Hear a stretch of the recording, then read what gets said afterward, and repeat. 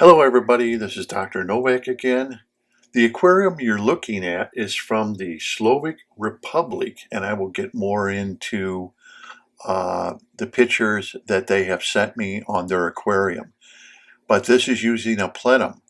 Now, all the photos in this lesson I'm going to be giving you, which is on aquarium microbiology and the Anoxic Filter, all use either a Plenum or BCB baskets, and they're absolutely beautiful. Also in the link below, I will give you some links so you can click on them if you want to see some of these aquariums in action from Vietnam.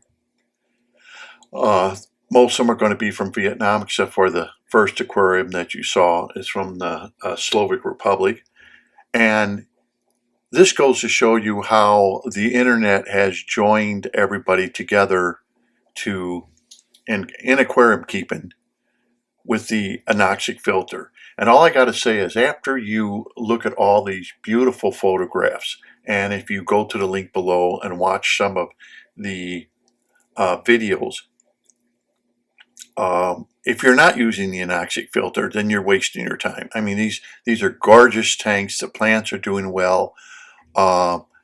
As you can see, the little clip I'm showing you here of the Java moss, it's if you look at it, it's got no algae growing on it, and this is going on 11 months now with zero algae. So for those of you who are new, that's why I am doing this, basically because I have a lot of new people every single day joining and signing up and keeping informed about the Anoxic filtration system and what it's doing.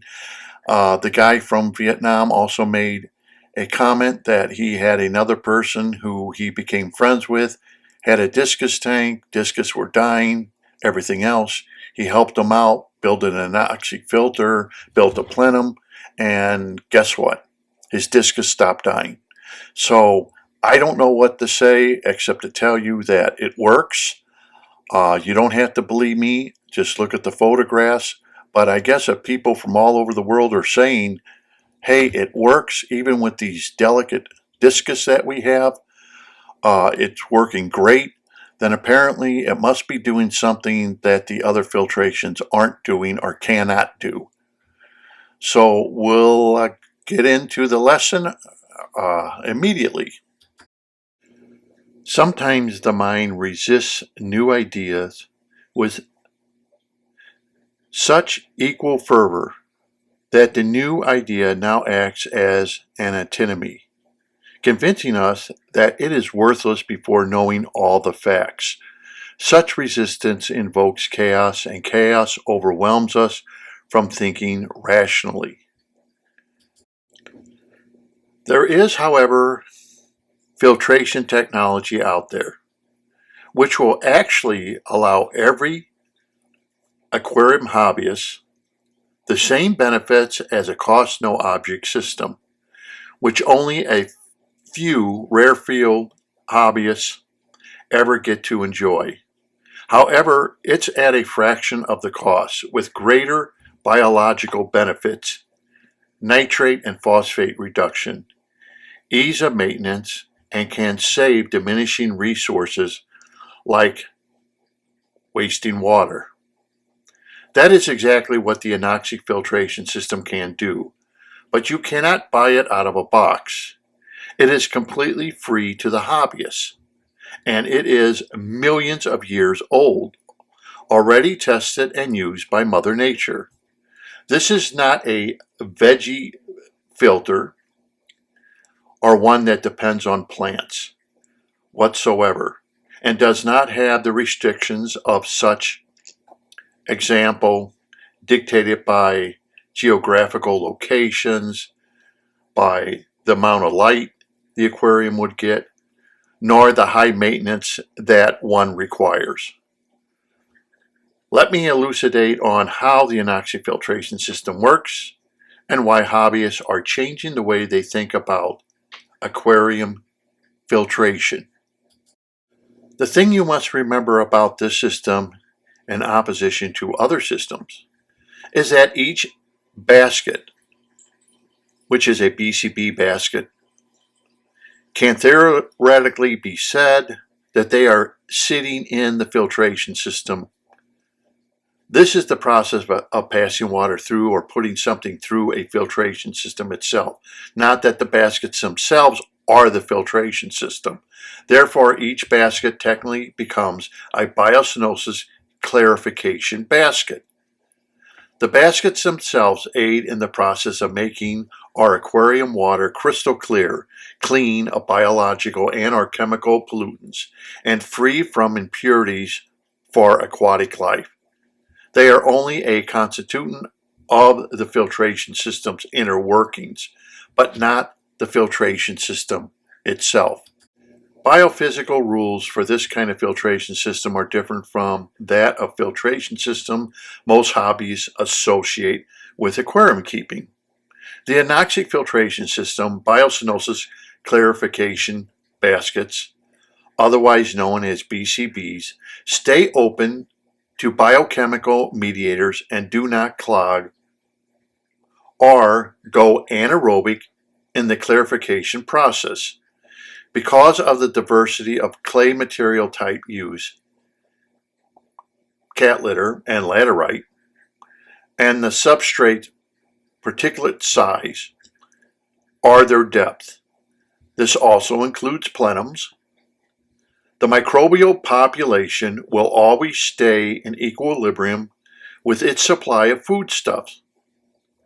However, this is somewhat misleading because in a closed system like our aquariums, it is the overall efficiency of the baskets or the plenum themselves in relationship to the system's incoming foodstuff that really matters. Nitrogen pathways react differently to elevated or very low levels of nitrates in bulk water. If the microbial mediators are in equilibrium, they respond respectively to either of those conditions. Yet excess will occur for an unknown reason. There may be a lack or balance of useful microbial mediators, consequently short-circuiting the microbial balancing act. The anoxic filtration and plenums does have a remarkable difference from that of other filtration systems because of the value of the electrical charge that accompanies matter in the depth of the substrate. This electrical charge is measured in what is called millivolts. Even though the mechanism and pathways associated with cat litter mixed with laterite and that of a plenum substrate is quite involved, it could generally be said that the baskets themselves are basically chemlithotrophic, and that would go along with the plenum, where the diffusion of nutrients through them and the substrate in the aquarium are influenced by electrical charge. Moreover, those positive charges are attracted to negative charges.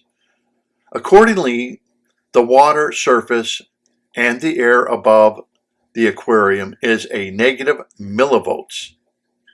In the bulk water of the aquarium, there are many charged molecules, which a lot of hobbyists don't understand or know. Much of it is positively charged millivolts. So is most of the living biomass. Example, the fish, gastropods, and plants. The substrate surface, which are the sides of the basket, the BCB baskets, inside including top and bottom, are largely a negative millivolt. This also includes a plenum. Basically, the plenum is a negative millivolts. The void underneath the substrate is negative and positive millivolt reading you will get. The cat litter itself, or the substrate with the laterite, is negatively charged, with increasing magnitude with depth. the deeper the cat litter and laterite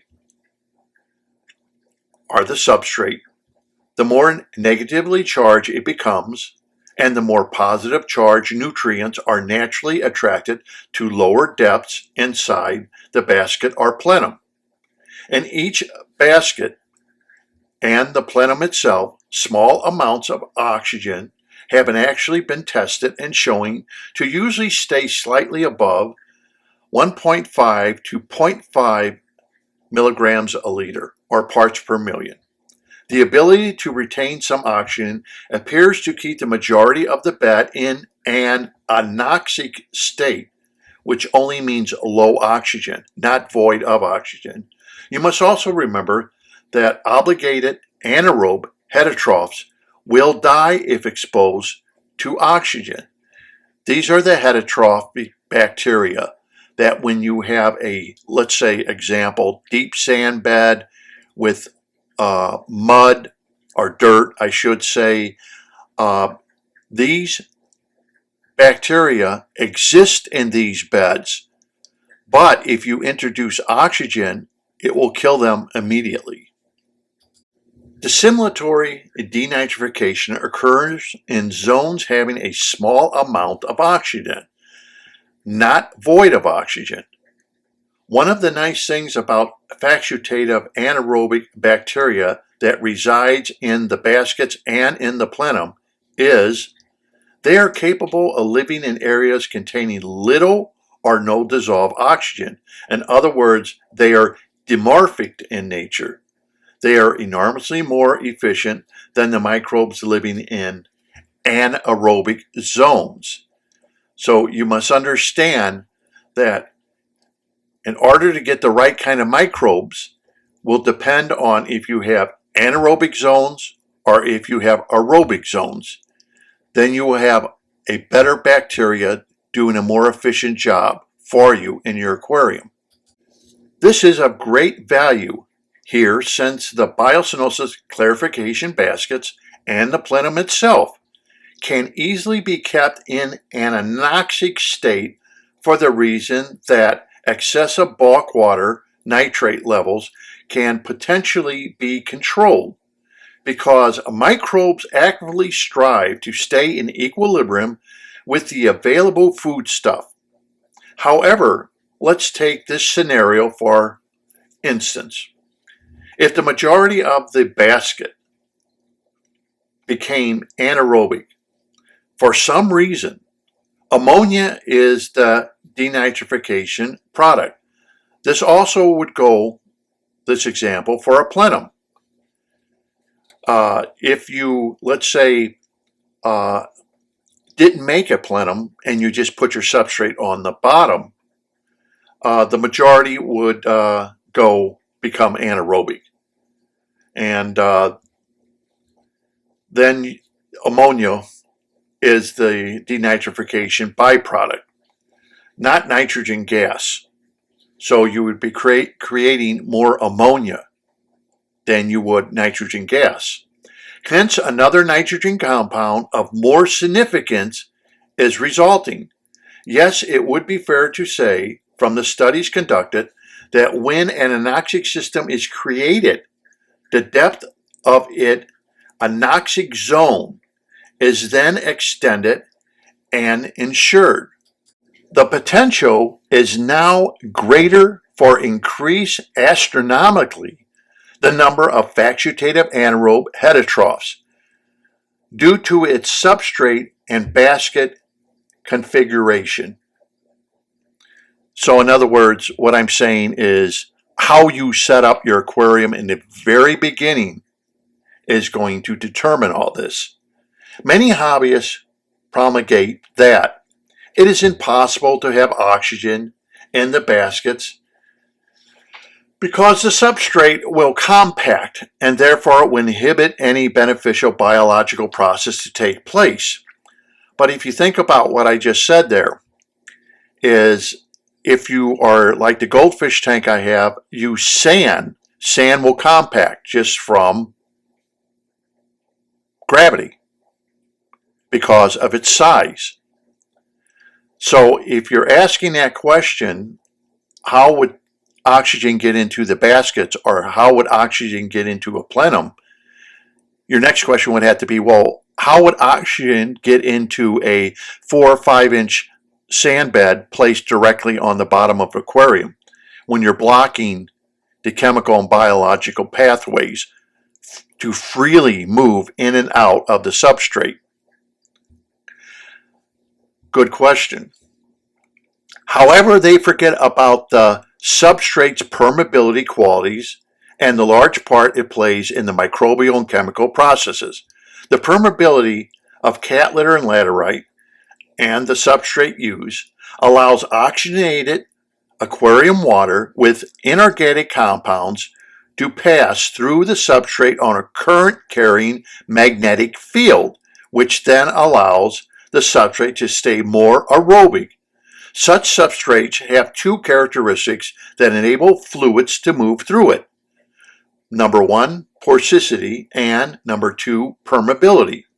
Porosity is the presence of small openings or pores. Permeability means that some of those pores are connected by spaces through which fluids can move.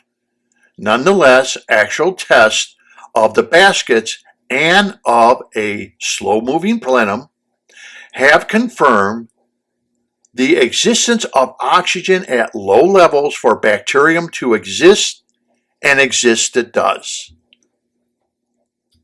Oxygen penetration becomes less and less with depth of a substrate. Okay, remember that. Whenever you build a substrate, oxygen penetration gets harder and harder.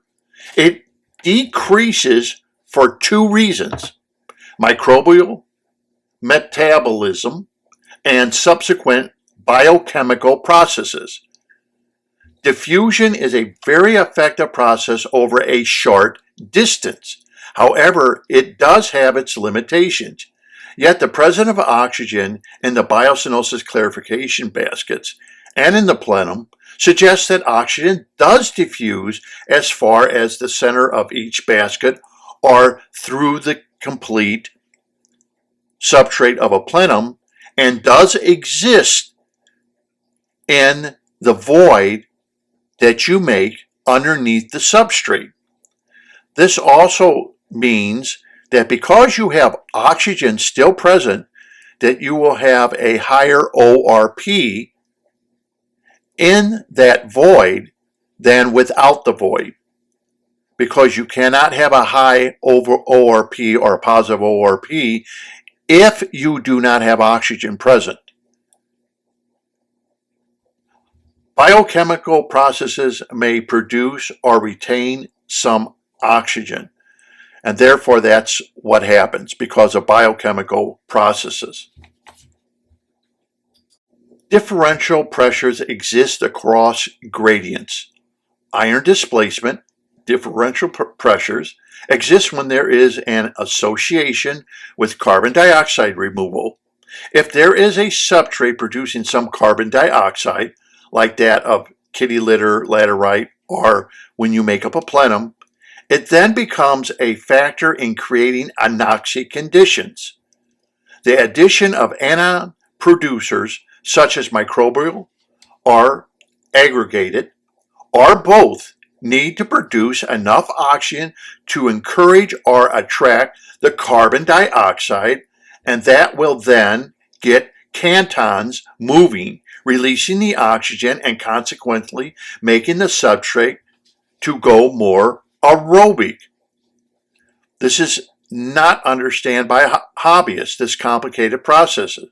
What I'm saying is oxygen is present in the substrate of each basket and in a plenum.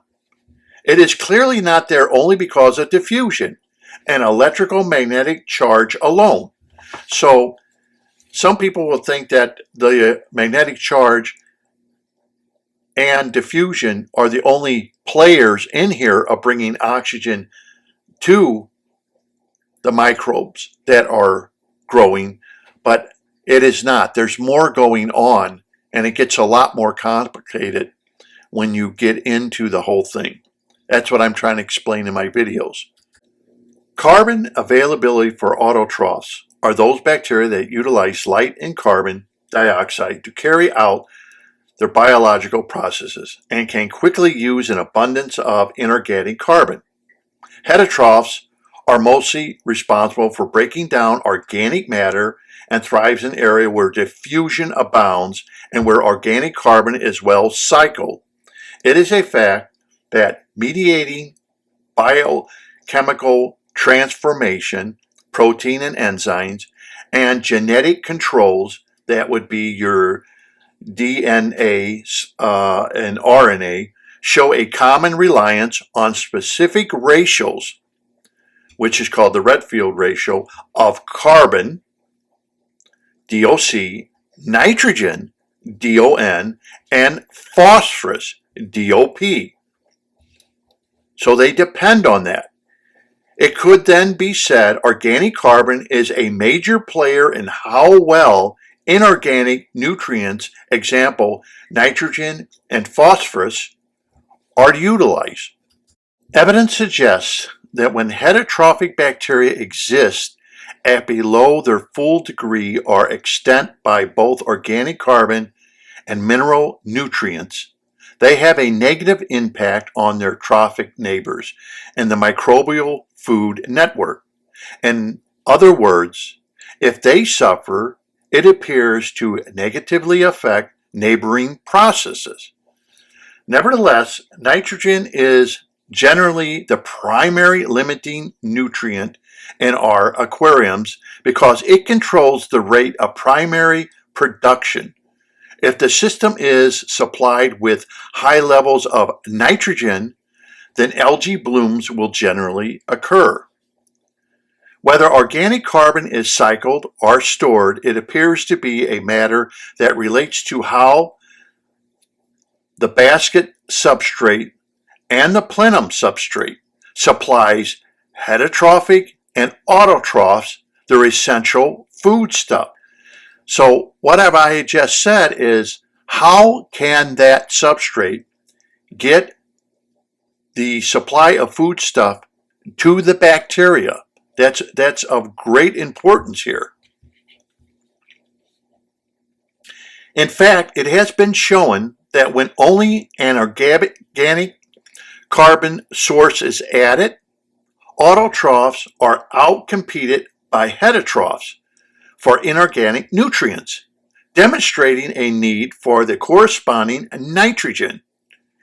If inorganic nutrients are only added, autotrophs will increase, such as cyanobacteria.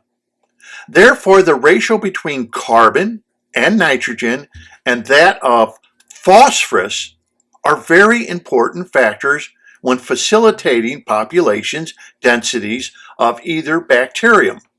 One thing is evident, that the basket and the plenum substrate alone, with where diffusion is the most critical player, are very efficient at cycling organic carbon so as to balance the ratio of available constituents. This would explain this complicated process of why hobbyists will take a substrate, throw it on the bottom of the aquarium, and have problems. There is a lot more into just doing that.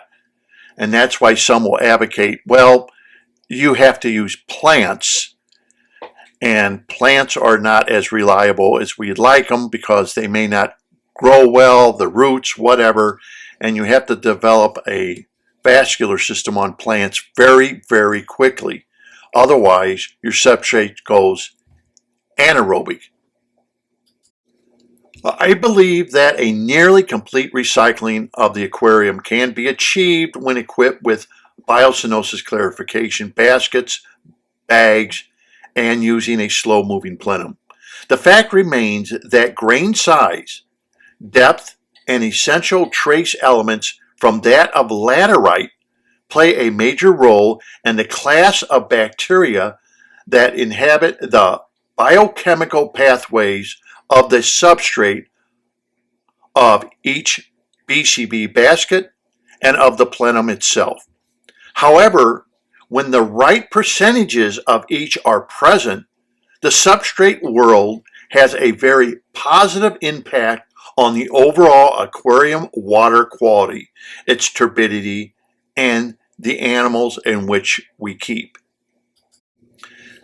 Experiments conducted here in the United States by Dr. Passavoy, which has been president of the Midwest Pond and Koi Society on and off, have shown that hobbyists that are already satisfied with their existing filtration system can benefit greatly by adding biocenosis clarification baskets to their aquariums or to their ponds, because he did it on ponds and he had aquariums for his goldfish. He has proven that redox levels will elevate by 30 to 40 millivolts or more. Water clarity, koi, and goldfish health, plus growth will all improve, along with inhibiting the most dreaded cyanobacteria, period.